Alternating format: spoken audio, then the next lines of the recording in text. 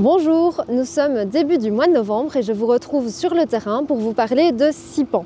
Mais pas n'importe lesquels. Ces cultures intermédiaires ont été semées très tôt, dès le début du mois de juillet, et aujourd'hui elles vont être récoltées pour alimenter une station de biométhanisation. Je suis avec Rémi Meurs de Biométhane du Bois d'Arnel pour vous en parler plus en détail. Bonjour Rémi. Bonjour. Alors est-ce que tu peux me parler de ces cultures, en quoi elles sont utiles pour les agriculteurs? Donc voilà, les cives d'été sont implantées après escourgeon ou après pois. Le gros intérêt, ça va être de capter l'azote résiduel qu'il reste de la culture précédente et donc de les empêcher de se lessiver dans les nappes ou dans les cours d'eau. Et l'autre gros intérêt va être de produire de la matière organique qui va enrichir en humus les sols. Donc l'humus est fort important parce que c'est lui qui permet d'avoir de la structure au sol, d'avoir une meilleure rétention d'eau et une meilleure fertilité des sols. Et toi, en quoi ça t'intéresse pour ton unité de biométhanisation? L'intérêt quand on va les implanter tôt, c'est qu'elles vont produire énormément de biomasse. Et cette biomasse, en gros, va pouvoir être digérée dans les digesteurs et donc produire du biogaz qui sera ensuite transformé en biométhane qui sera injecté dans le réseau gaz de ville. Et maintenant, c'est le moment de la récolte.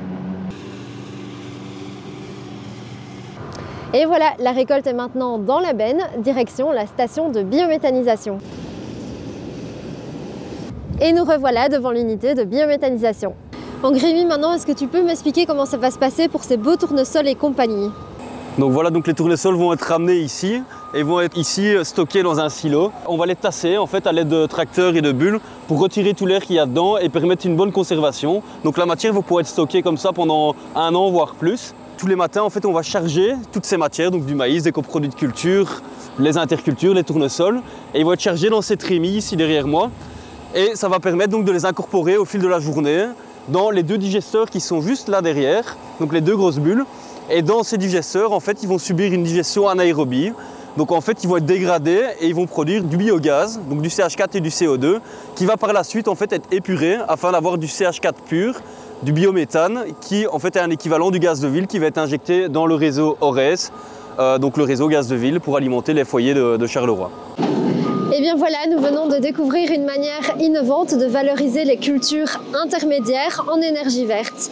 Les sipans peuvent remplir leur fonction durant une longue période et faire bénéficier les agriculteurs de leurs nombreux bienfaits avant d'être transformés en gaz naturel.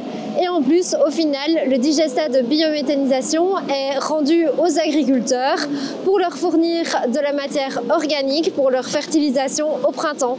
Tout le monde est gagnant.